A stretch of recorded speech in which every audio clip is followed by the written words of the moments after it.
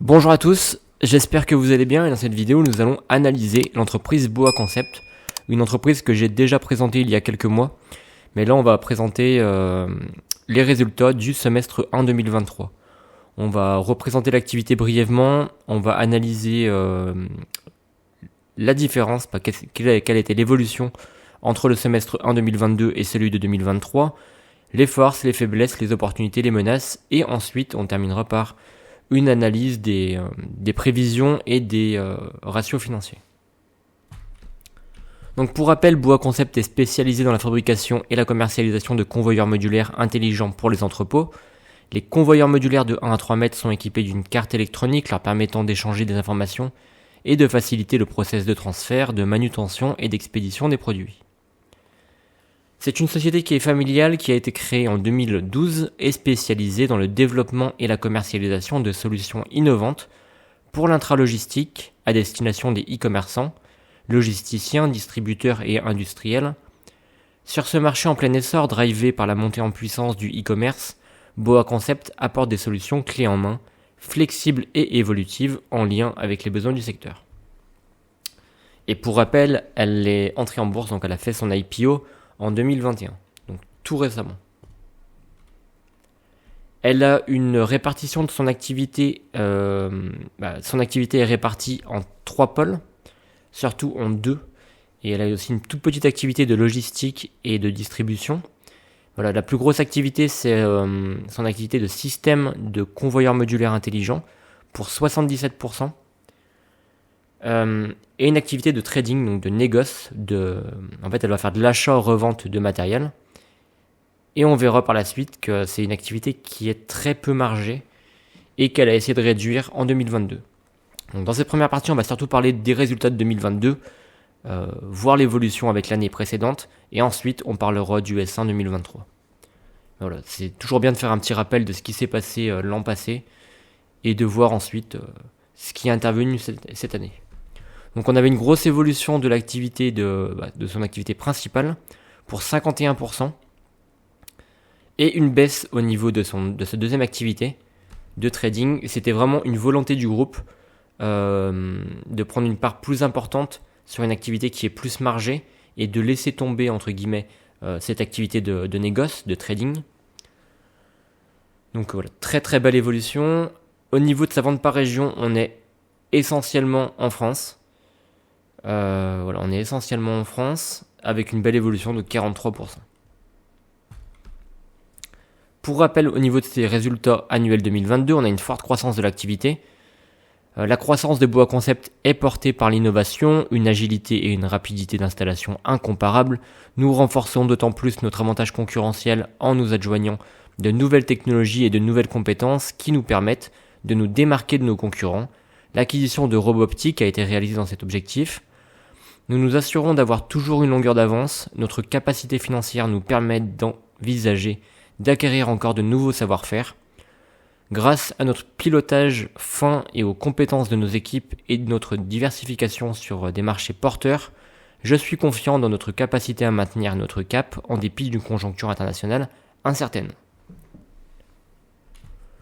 Donc voilà, ils ont acquis dernièrement Roboptic, donc c'est une très belle chose et d'ailleurs on le verra vers la fin, qu'ils veulent acquérir d'autres entreprises à l'international. Au niveau du chiffre d'affaires, donc on avait une belle augmentation, du résultat d'exploitation également, du résultat courant et du résultat net.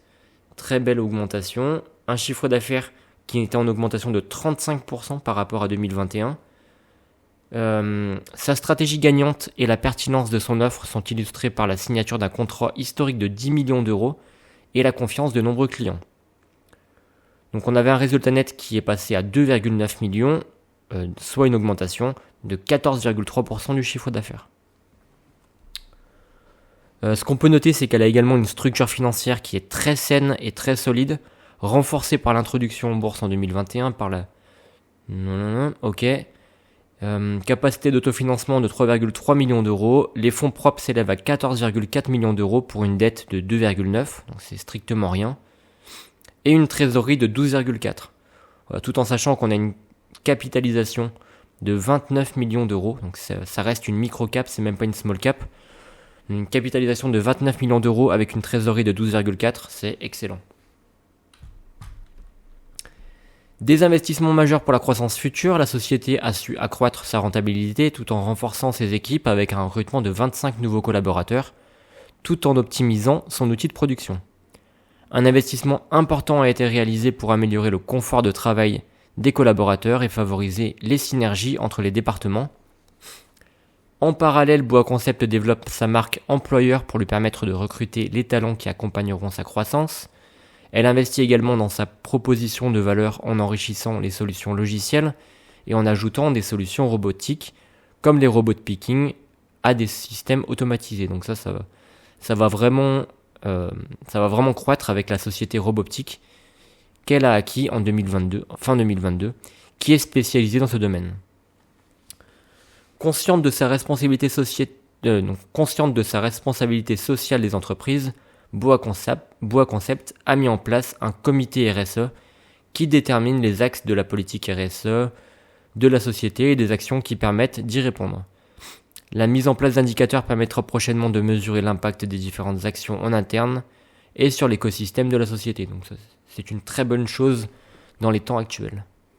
Bois Concept, grâce à une structure financière robuste et une trésorerie solide, va continuer à déployer sa stratégie de croissance, en particulier à l'export, avec la mise en place d'un groupe de travail export, le lancement d'une étude de marché sur l'Europe, l'Afrique du Nord et l'Amérique du Nord. L'Amérique du Nord, le premier recrutement d'un VIE aux Pays-Bas.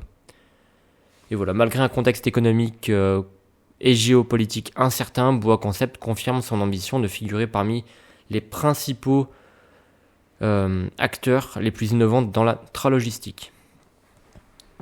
Donc, comme on le verra plutôt vers la fin, le PDG qui est aussi le directeur général qui est aussi président du conseil d'administration, donc Jean-Lucien Racle, estime que le S2 2023 va être assez compliqué, mais qu'on devrait avoir une reprise plutôt au S2 2024, voire S1 2025. Et enfin, on a une entreprise d'investissement, Chempel, qui a travaillé pour Bois Concept, pour essayer qui a rédigé une note, qui a estimé une fair value à 46,8 € par action, alors qu'aujourd'hui on a un cours de clôture qui est à 29. Voilà. Et voilà, on va pas tout reprendre les éléments, mais juste, il confirme les perspectives sur la valeur estimée. Même si nos perspectives peuvent paraître peu ambitieuses eu regard à cette publication, nous les maintenons à ce stade dans une volonté de prudence compte tenu d'un contexte économique et géopolitique incertain. Voilà globalement. Ensuite, de 2021 à 2022, encore une fois, on avait une marge brute qui a augmenté, passant de 7,95 millions à 12,75 millions. Parce que le chiffre d'affaires a bien plus augmenté que la somme des achats consommés. Que la somme des achats consommés. Les achats consommés ont augmenté, ils sont passés de 6,88 à 7,31. Mais proportionnellement à l'évolution du chiffre d'affaires, on a une bien plus grosse évolution du chiffre d'affaires, ce qui fait que la marge brute augmente davantage. Pareil pour les charges externes, pareil pour les charges de personnel, elles ont augmenté. Mais l'EBITDA reste bien supérieur à celui de 2021. Parce que voilà, les autres, le chiffre d'affaires était bien supérieur. Ce qu'on peut noter, c'est que les charges elles restent maîtrisées, qu'on a une augmentation des charges de personnel, dont la sous-traitance. Donc la sous-traitance, c'est ce qu'on appelle les charges de l'intérim en fait, tout ce qui est charges externes. Car il y a une croissance, donc c'est logique que les charges de personnel augmentent. On a également des loyers qui ont augmenté, parce que les entrepôts se sont agrandis. On a des honoraires qui ont augmenté également, des honoraires liés à l'acquisition de Roboptique. Et des charges de personnel qui ont augmenté aussi, dû à une structuration de l'entreprise, et aussi une augmentation de l'intéressement. Là, c'est dû à la croissance des résultats. Ce qu'on peut noter, c'est qu'il y a beaucoup de trésorerie disponible, 12,4 millions, il n'y a pas de dette, il y a un bon BFR qui est à 50 jours de chiffre d'affaires, des fonds propres qui sont à 14,5 millions d'euros, et des résultats qui sont supérieurs aux prévisions des analystes. Donc voilà pour 2022, je pense qu'on a parlé de la plupart des choses. Leur objectif, c'était vraiment de diminuer l'activité de négoce, car elle était peu margée, et d'augmenter l'activité de vente de produits propres, parce qu'elle était bien plus margée, cette activité. Voilà. Mais on va voir qu'en 2023, en fait, ce qui s'est passé, et ce qui a vraiment fait chuter les EBITDA de 37% d'ailleurs, c'est une répartition du chiffre d'affaires qui ne s'est pas passée comme prévu. Parce que si on compare le S1 2022 au S1 2023, on avait une activité de négoce, donc l'activité qui est peu margée, qui représentait 400 000 euros de chiffre d'affaires, et là qui est passé en 2023 à 1,4 million, donc c'est très bien, mais en dépit d'une activité de vente de produits propres qui s'est dégradée. Donc un chiffre d'affaires pour le S1 2023 de 9 millions d'euros, conformément aux anticipations annoncées. Globalement, c'était ça, ils estimaient un chiffre d'affaires stable, et par contre un résultat net qui diminuait, donc qui est passé de 0,88 millions, qui est passé de 1,49 millions d'euros à 0,88 millions d'euros. Donc une belle baisse, et voilà, donc ça représente 9,6% du chiffre d'affaires, ce qui veut dire que en fait, on a des marges nettes au semestre 1 2023 de seulement entre guillemets 9,6%, alors qu'au semestre 1 2022, on avait des marges nettes de 14,3%. On le verra ensuite dans un rapport Morningstar. On avait d'excellentes marges nettes, c'est pour ça que j'ai investi là-dedans. Bon, je crois encore beaucoup à l'entreprise, mais voilà, les résultats sont décevants. Il faudra vraiment attendre plusieurs mois, voire plus d'un an, pour attendre de meilleurs résultats. Donc le recrutement des effectifs sur les deux axes de l'international et de la croissance externe entraîne une augmentation de la masse salariale, ça on l'a déjà vu. Et l'EBITDA, voilà, il est en baisse. Il est en baisse également. Belle trésorerie, toujours peu de dettes. Au niveau de l'analyse SWOT, donc ça peut être intéressant, au niveau des forces, faiblesses, opportunités, menaces, que l'entreprise d'investissement Schempel a pu noter. En force, un fort historique des dirigeants dans le secteur, des solutions disruptives et performantes s'appuyant sur une approche technologique innovante, une R&D intégrée et réactive, une approche métier en totale adéquation avec les attentes du marché qui se retrouvent dans la croissance de l'activité, et des clients de renommée internationale. Au niveau des faiblesses, par contre, on a une présence à développer à l'international. Donc ça, je pense que ça peut être aussi une opportunité. Et c'est déjà le cas parce qu'ils ont fait appel à des cabinets pour repérer des projets d'acquisition potentiels, parce qu'ils veulent vraiment croître à l'international, vraiment avoir une croissance externe dans d'autres pays, et ils ont un projet d'acquisition, voire plusieurs projets d'acquisition au Benelux, donc Belgique, Pays-Bas, Luxembourg, et également en Allemagne. En Allemagne c'est un petit peu plus compliqué, mais en tout cas au Benelux, les projets sont bien avancés. Au niveau des opportunités, au niveau des faiblesses, on a aussi un acteur qui est encore petit dans son secteur parce qu'elle représente moins de 30 millions de capitalisation, donc c'est vraiment une toute petite entreprise, une micro-cap. En opportunité, ce qu'on peut noter, c'est que c'est un marché du e-commerce et de la logistique en forte croissance, une industrie qui est en quête de technologies permettant de bâtir les usines du futur, un marché en recherche de flexibilité, de rapidité et de performance, une forte inertie de la profession dans un marché en demande d'innovation, un développement de l'économie d'usage et de gestation, et un marché atomisé propice à la croissance externe. Et enfin, au niveau des menaces, l'arrivée de technologies concurrentes, une concurrence accrue sur les marchés ciblés par la société, et une forte inertie des entreprises traditionnelles par rapport aux technologies innovantes.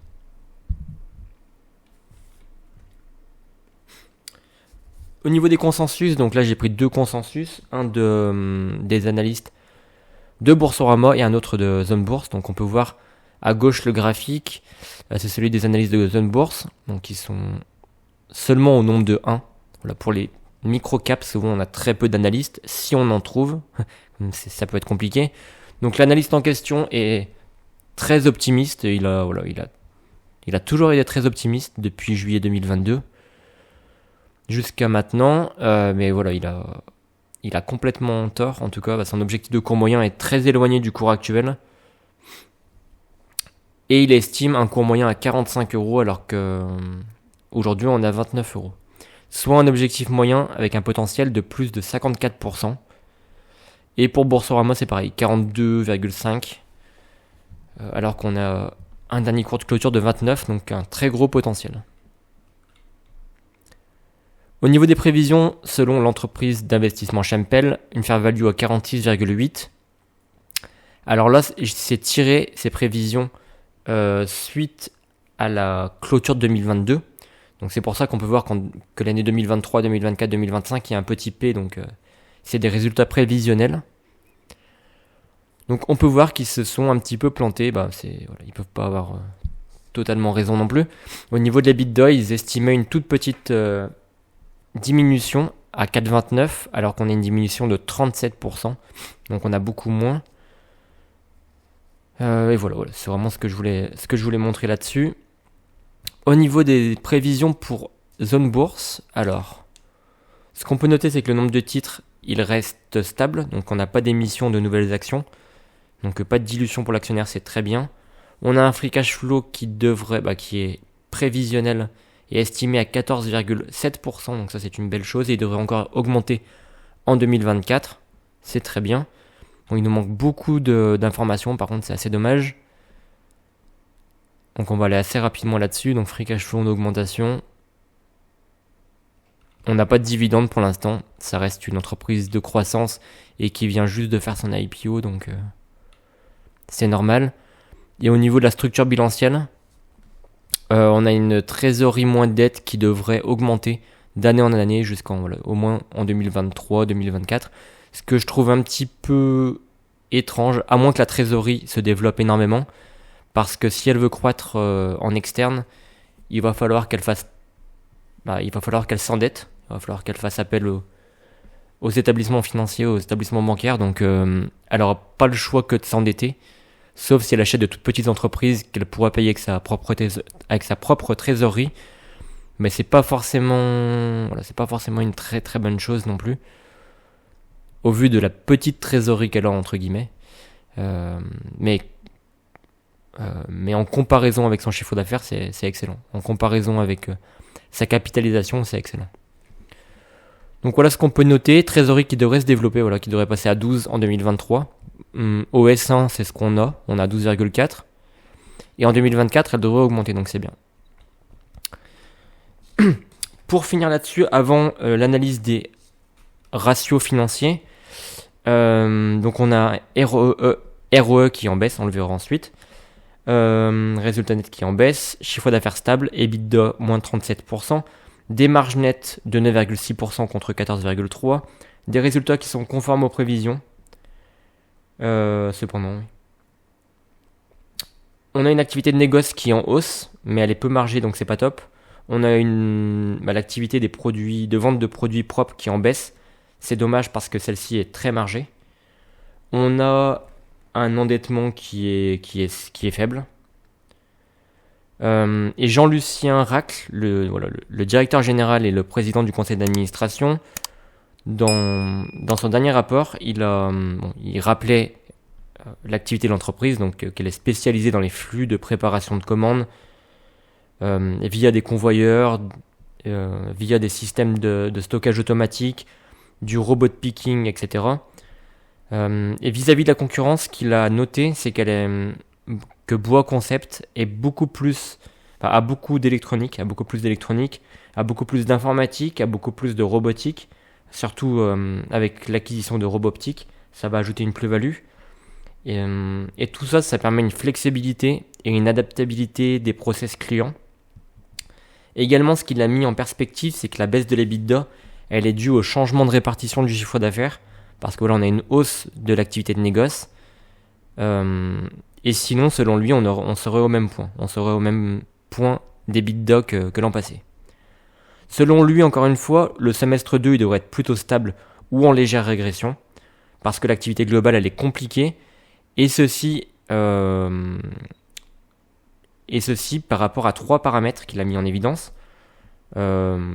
Premier paramètre, c'est la hausse des taux. Deuxième, c'est la consommation qui est en baisse. Et troisième, et peut-être le plus important, c'est qu'il y a un suréquipement post-Covid. Les entreprises, elles se sont suréquipées parce qu'elles ont surestimé la demande. Donc voilà de ce point de vue-là. Ensuite, croissance externe, comme je vous en ai déjà parlé, des projets au Benelux et en Allemagne. Et selon lui, encore une fois, il devrait avoir une reprise de la demande, une reprise de l'activité au S2 2024. Pour finir, on va voir les rapports financiers, les ratios financiers.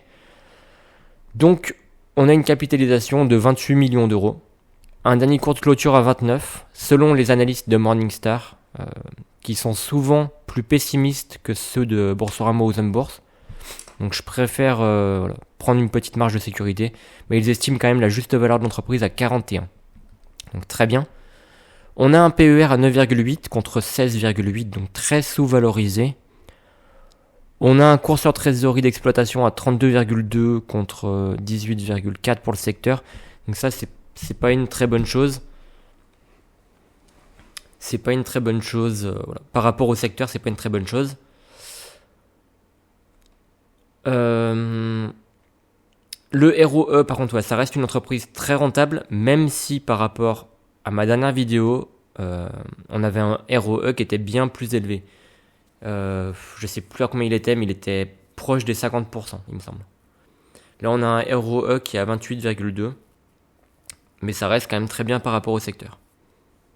ROA 14,9, ok, quasiment pas de dette, 0,1, bien moins endetté que le secteur. Il n'y a aucun souci de ce côté-là. Un chiffre d'affaires qui est en constante augmentation. Des résultats nets qui sont pareils, qui sont très très bons pour l'instant. Des investissements qui sont davantage conséquents en 2022, qui devraient l'être davantage en 2024 surtout. En 2023, il ne me semble pas qu'il y ait eu beaucoup d'acquisitions. Mais en 2024, il devrait y en avoir davantage. Au niveau des marges nettes, donc là on est encore sur 2022, donc on a des marges nettes de 14,3, mais aujourd'hui on est plus aux alentours des 9-10. Mais voilà, au semestre 1, avec une stabilité normalement des résultats, au S2, donc voilà, on devrait être aux alentours des 9-10. Sur l'année, ça reste quand même bien. Pour une année compliquée, ça reste quand même très bien. Et dette long terme, quasiment inexistante, avec des capitaux propres qui sont bien plus élevés. Donc voilà, en 2022, on a vu la croissance, 49,2 au S1, 25,6 au S2. Bon, pour l'instant, c'est très très bien. Mon avis là-dessus, c'est que, comme l'a dit le directeur général, ça risque d'être compliqué au S2, ça risque d'être compliqué au S1 2024. Attendons une reprise, faut pas être pressé. Moi, mon objectif, c'est plus d'attendre 2025. Même plus, comme ça reste une toute petite entreprise qui est rentrée en bourse récemment. Donc voilà, j'ai une toute petite part de mon portefeuille là-dessus. Je dois avoir 2%, 2-3%. Mais ça me dérangerait pas d'avoir 5-6%. D'avoir 5-6% sur une entreprise comme ça. Il y a des risques évidemment, mais ça me semble vraiment intéressant. Tout me semble intéressant au niveau, même si on attend, même sur du moyen terme, genre sur 2-3 ans, on peut déjà atteindre des perspectives intéressantes. Donc voilà, c'était tout pour cette vidéo. N'hésitez pas à me poser des questions en commentaire, ou à me contacter par mail, ou à me proposer également d'autres petites sociétés. Des micro-caps, ça peut être intéressant si on a assez de données. Mais voilà, au moins des small caps, il y a quand même pas mal de données financières.